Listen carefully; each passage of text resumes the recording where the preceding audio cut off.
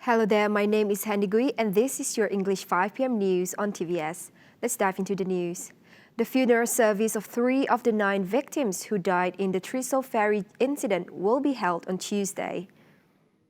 Lorna's eldest brother, Ting Hin Soon, when met at the Cebu mortuary house at Jalan Bukit Lima on Sunday, said the decision to postpone the funeral service from Sunday to Tuesday was to allow some of their relatives from outstation to return to pay their last respects to the victims.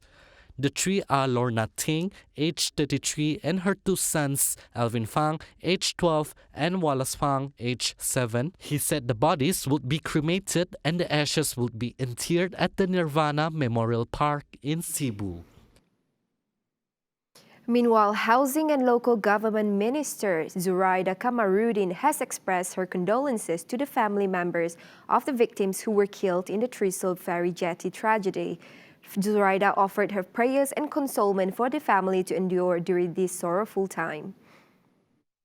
Zuraida believes that a thorough investigation by the relevant authorities to prevent such accident from occurring and enhance the safety features of the ferries. In the 3:30 p.m. incident yesterday, a 4-wheel drive vehicle was said to have lost control before plunging into Sungai Batang Lupar at the jetty, killing all 9 people on board, including a 4-month-old infant. Materials for the construction of roads and bridges in the state are sufficient. Deputy Chief Minister Tan Sri Dr. James Jamut Masing explained that the supply center is now located in Sibuyao. The quarry in Sibuyao is said to be the best construction supply center since it houses a total of 16 million ton metrics of granite stone. So the government is sure that we have enough material to build our road and bridges throughout Sarawak for the next 20 years. That is very important. Welcome back. All educational institutions under the Ministry of Education (MOE) as well as private education institution IPS registered with the ministry, which includes international schools, will be open according to the 2020-2021 academic calendar. MOE in a statement said that the opening dates can be referred at your website, while for the IPS, the dates are subject to the institution's respective academic calendar. It involves educational institutions nationwide, including areas which are placed under the Conditional Movement Control Order. MOE also stressed that the operation of all educational institutions is subject to the management and operation of Teacher Education Institute and Matriculation College in new norms guidelines. Together with the Ministry of Health and National Security Council, the ministry will always monitor the current situation of the operation of educational institutions to ensure that the health and safety of educational institutions continue to be given priority.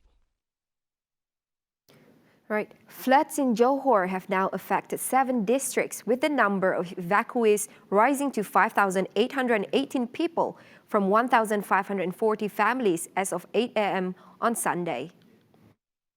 Johor State Health and Environment Committee Chairman Arvin Nantan said Mersing and Pontian were the latest flood-affected districts, apart from Kluang, Kota Tinggi, Johor Bahru, Kulai and Batu Pahat.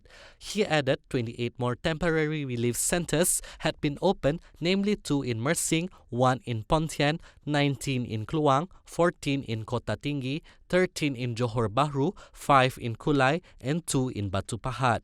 Furthermore, he said in Mersing, a total of 57 victims from 14 families were evacuated to 2 PPS, namely Sekolah Kebangsaan Tenglu and SK Air Papan. SK Tenglu is currently housing 16 victims, including 4 families from Kampong Tenglu, while 41 victims from 10 families from Kampong Air Papan are taking shelter at SK Air Papan.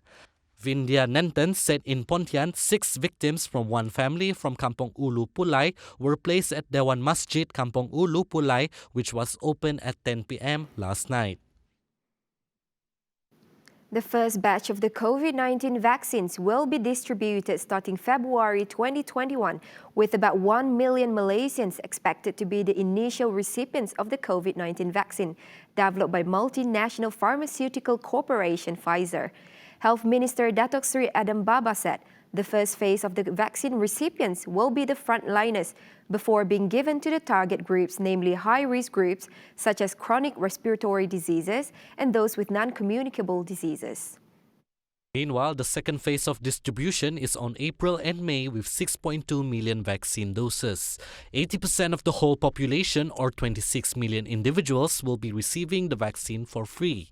Prime Minister Tan Sri Muhyiddin Yassin said the government will ensure COVID-19 vaccines procured are safe and effective. Pesta Kaul is the celebration showcasing the facets of the Melanau community in Sarawak. Although held in a new norm, the atmosphere is as festive as always. According to Kampong Medong and Kampong Klit village chief Yasa Haji Tanbek, in this year's celebration, only the epoch-feeding ritual led by Bapa Kaul was held. Yang sekarang hanyalah menghantar serarang ke empat buah serarang ke kampung sebelah hulu, sebelah Sile dan seberang macam tu aja. Yang lain-lain macam pencaksilat apa-apa pun tiada atas sebab pandemik. Kaul is a festive occasion that is always awaited by the Melanau community since long ago. It is meant to feed Epoch, or the spirit that controls the universe, with the ultimate hope of prosperity and sparing from calamities. Sarahang, meanwhile, serves as the eating grounds of the Epoch. Once, Kaul was seen as a religious celebration by the pagan Melanau community to ask for blessings from the creatures of the sea, land, fields, and forests. Now, Pesta Kaul is the cornerstone of uniting the largest Melanau community. And that concludes our 5 p.m. English news on Sunday. Don't forget to tune in for the Nightline at 11:30 p.m. with Ruben Gomez. My name is Handy Gui. Have a pleasant day.